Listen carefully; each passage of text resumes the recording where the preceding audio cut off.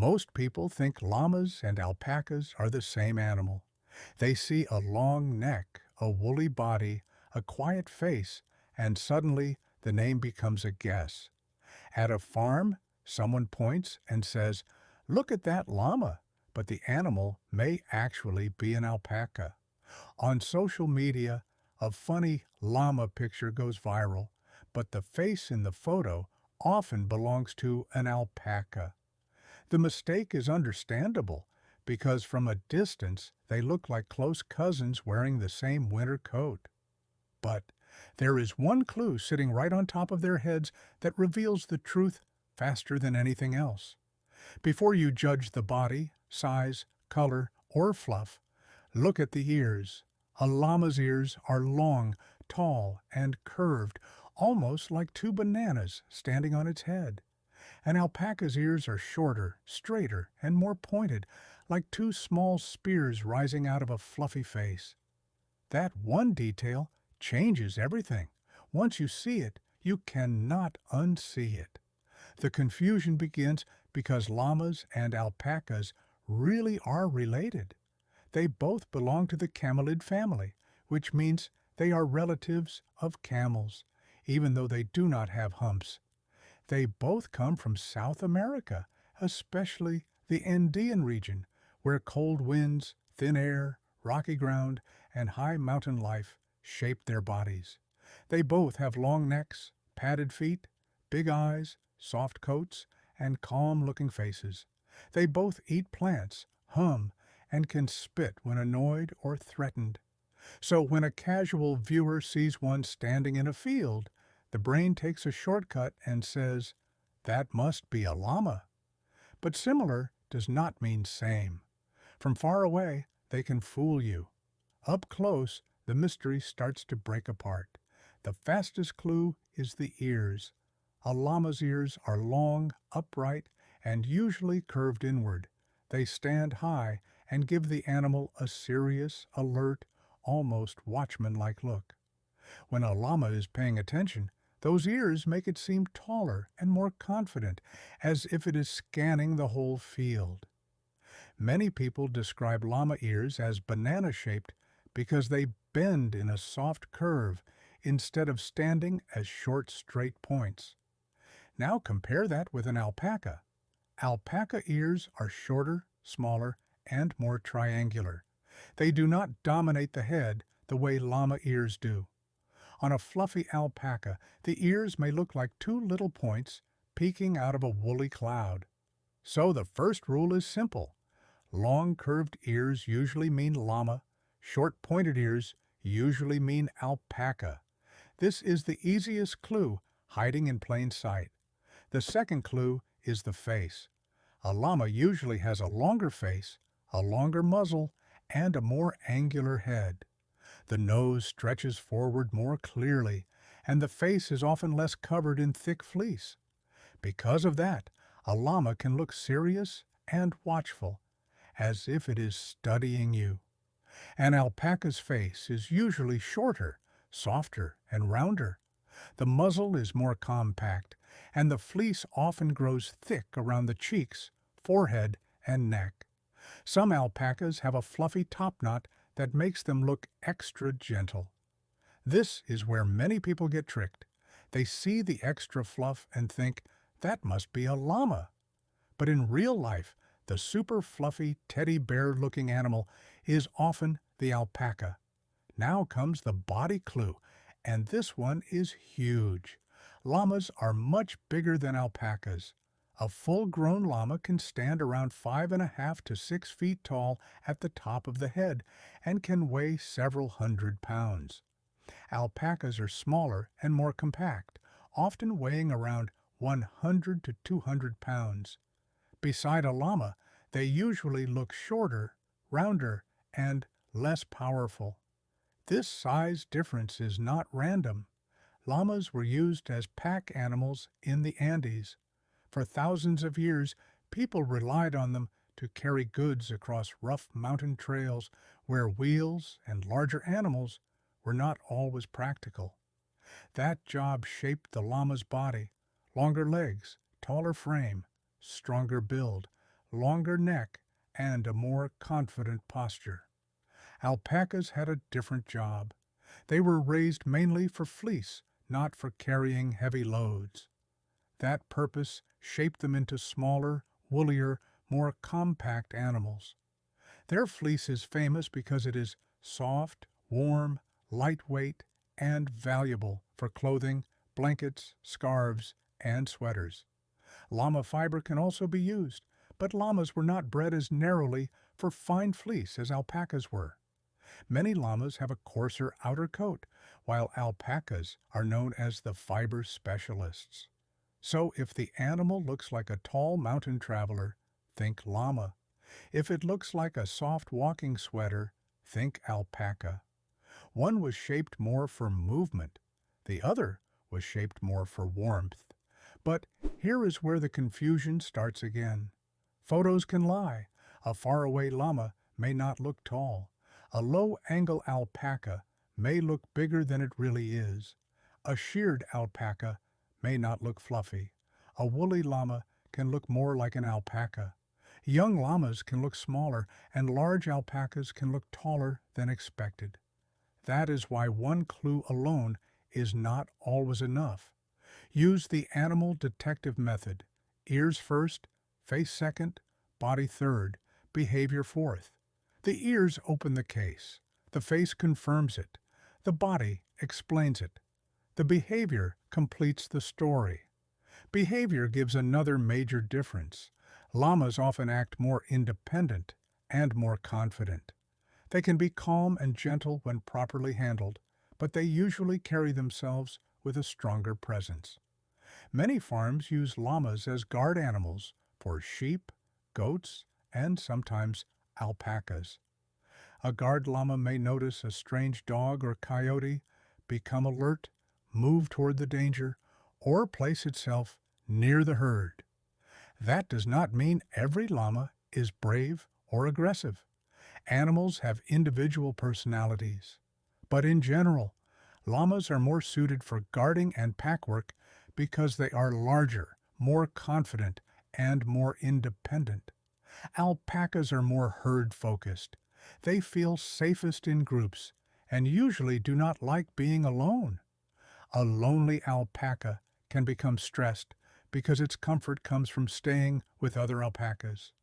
When you watch alpacas in a field, they often graze, move, and react together. If one alpaca raises its head and becomes nervous, the others may become alert too. Their world is built around group safety. This is one of the biggest behavior clues. A llama may stand like a lookout. An alpaca usually stays closer to the herd. So if the animal is tall, alert, and standing apart with long curved ears, the clues point to llama. If it is smaller, fluffier, and moving with a group with short pointed ears, the clues point to alpaca. Now, let's talk about the famous behavior everyone jokes about, spitting. Yes, both llamas and alpacas can spit, but this is one of the most exaggerated things people say about them. They are not walking around all day waiting to spit on every human who gets close. Spitting is a communication tool. It is often used between animals to protect food, create space, settle social tension, or say, "Back off." They may spit at people if they feel threatened, crowded, scared, or badly annoyed. But most well-handled animals are not randomly attacking visitors. The spit can be unpleasant because when the animal is very upset, it may bring up stomach contents. But the behavior is not evil. It is a warning system. Llamas can feel more intimidating when defensive because they are bigger and stronger. Alpacas can spit too, but people often underestimate them because they look so cute and soft. The mistake is thinking alpacas are harmless stuffed toys and llamas are always rude troublemakers. That is not fair to either animal. Both can be gentle. Both can be nervous. Both can become defensive if handled badly. The right lesson is simple. Respect their space, watch their ears, watch their body language, and do not treat a living animal like a photo prop. Do not pull their ears. Do not grab their faces. Do not crowd them for selfies. Let them approach calmly. The ears also help you read mood. In both animals, ears are part of body language. Ears forward can show interest or alertness. Ears pinned back can mean irritation, fear, or warning. You should never judge mood from one sign alone, but ears are important. The same clue that helps you identify the animal can also help you understand how it feels. The ears are not just decoration, they are signals. Their habitat and history explain why they became different. The Andes are not an easy place to live. The air can be thin, the ground can be rocky, the weather can change quickly, food can be tough and spread out. Animals living there need to be efficient, alert, and adapted to open landscapes. Humans shaped llamas and alpacas for different needs in that world. Llamas became transport animals.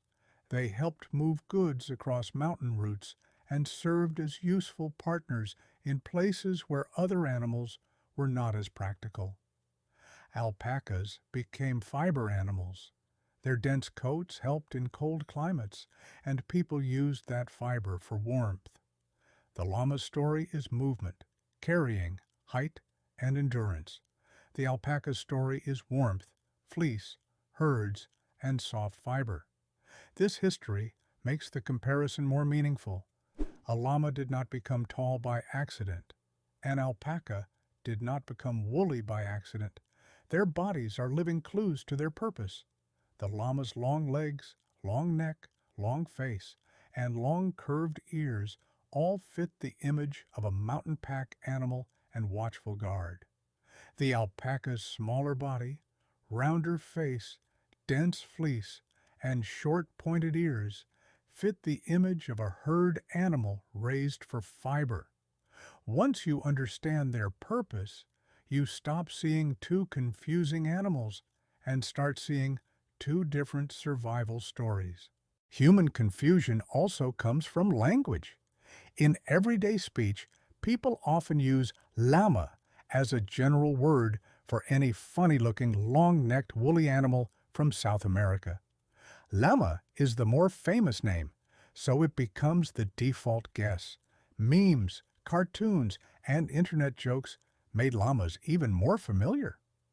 Alpacas are popular too, but many people still call them llamas by mistake. This is why a meme may say llama when the photo clearly shows an alpaca. It is not always because people are careless. The brain likes shortcuts, but shortcuts can be wrong. The animal detective does not guess by the most famous name. The animal detective checks the clue. Another common myth is that alpacas are baby llamas. They are not. An alpaca is not a young llama. It is a separate domesticated animal. A baby llama is called a cria, and a baby alpaca is also called a cria, which can make the confusion worse. But an adult alpaca does not grow into a llama. It remains an alpaca. People make this mistake because alpacas are smaller. They see a small fluffy animal beside a tall llama and assume it must be the baby version. But if the animal has short pointed ears, a round fluffy face, and a compact woolly body, it is probably an alpaca, not a baby llama. Color is another trap. Many people try to identify them by coat color, but color is not reliable. Both llamas and alpacas can be white, brown, black, gray, tan, or mixed. Both can have patches. A white animal is not automatically an alpaca. A brown animal is not automatically a llama. Color can decorate the animal, but it does not solve the mystery. Wool length can trick you too. Alpacas are famous for thick fleece, but some llamas can be shaggy, and sheared alpacas can look surprisingly slim. That is why shape matters more than surface. Ears reveal shape. Face reveals shape. Body reveals purpose. Color only tells you the shade of the coat.